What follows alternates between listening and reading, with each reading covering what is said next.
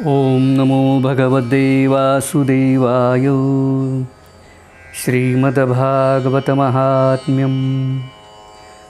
कृष्णं नारायणं वन्दे कृष्णं वन्दे व्रजप्रियं.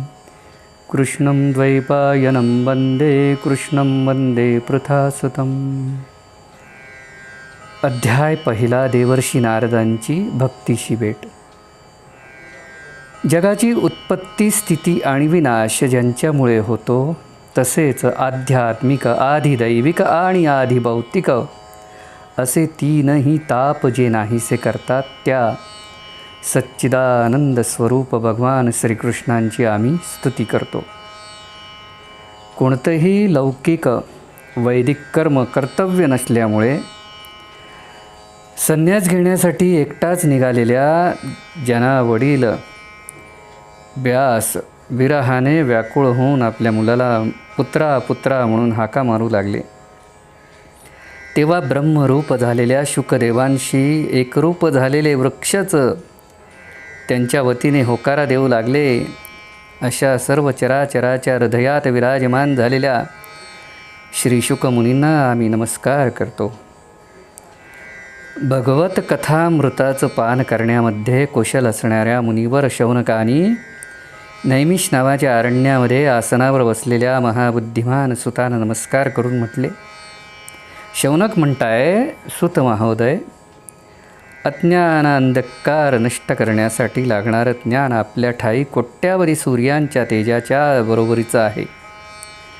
कानाना अमृता समान असणारी सारभूत कथा आपण आम्हाला सांगा. भक्ती, ज्ञान आणि वैराग्यद्वारा प्राप्त होणारा महान विवेक कशामुळे वृद्धिंगत होतो, तसंच वैष्णव मायामोहापासून कसे मुक्त होतात. या घोर कलियुगामध्ये मनुष्य प्राणी बहुधा आसुरी स्वभावाचे, विविध तापांनी पोळलेल्या या जीवांना शुद्ध म्हणजे दैवी शक्ती संपन्न होण्याचा सर्वश्रेष्ठ उपाय कोणता आहे, असा प्रश्न विचारला. आपण आम्हाला आता असं शाश्वत साधन सांगा की ज्या योगे अधिक कल्याण होईल, जे पवित्रांनाही पवित्र करू शकेल आणि भगवान श्रीकृष्णांची प्राप्ती करून देईल. चिंतामणी लौकिक सुख देऊ शकतो, कल्पवृक्ष स्वर्गप्राप्ती करून देऊ शकतो, परंतु सद्गुरू प्रसन्न झाल्यावर योग्यानाही दुर्लभ असं वैकुंठधाम प्राप्त करून देतात. यावर सुत म्हणाले, शौनक महोदय, तुमच्या हृदयात भगवत प्रेम आहे म्हणून मी विचारपूर्वक तुम्हाला जन्ममृत्यूचे भय नाहीसं करणारा सर्व सिद्धांताचा निष्कर्ष सांगतो, ज्यामुळे भक्तिप्रवाहाला वेग येतो आणि जे भगवान श्रीकृष्णांच्या प्रसन्नतेला प्रमुख कारण होऊन जातं. ते साधन मी तुम्हाला सांगतो, लक्षपूर्वक ऐका.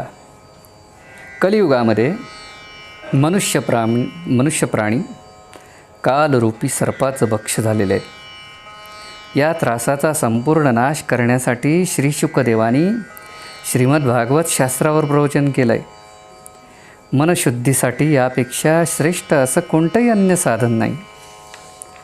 मनुष्याच्या अनेक जन्मांच्या पुण्याचा उदय होतो, त्याचवेळी त्यास भागवत शास्त्र ऐकावयास मिळतं.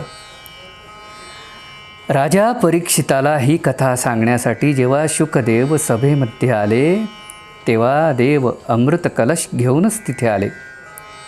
आपलं काम साधून घेण्यास चतुर असणाऱ्या देवानी शुकमुनींना प्रणाम केला. म्हणाले की हे अमृत घेऊन त्याच्या मोबदल्यात आपण आम्हास भगवत कथामृताचं दान द्यावं. अशी ही देवाणघेवाण केल्याने राजा परीक्षित अमृत प्राशन करील, त्यामुळे तो अमर होईल आणि आम्ही श्रीमद भागवत रूप अमृत प्राशन करूया. असा संसारात जशी काच आणि मौल्यवान रत्न यांची तुलना होत नाही, त्याप्रमाणे कुठे अमृत व कुठे भागवत कथा, असा श्री शुकाने विचार करून देवांचा उपहास केला. गमतीने त्यांना म्हटलं की देवांना अभक्त समजून कथामृताचं दान त्यांना केलं नाही.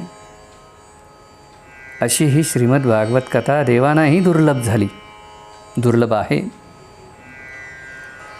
पूर्वी श्रीमद भागवत कथा श्रवणानेच राजा परीक्षिताला मोक्ष प्राप्त झाला.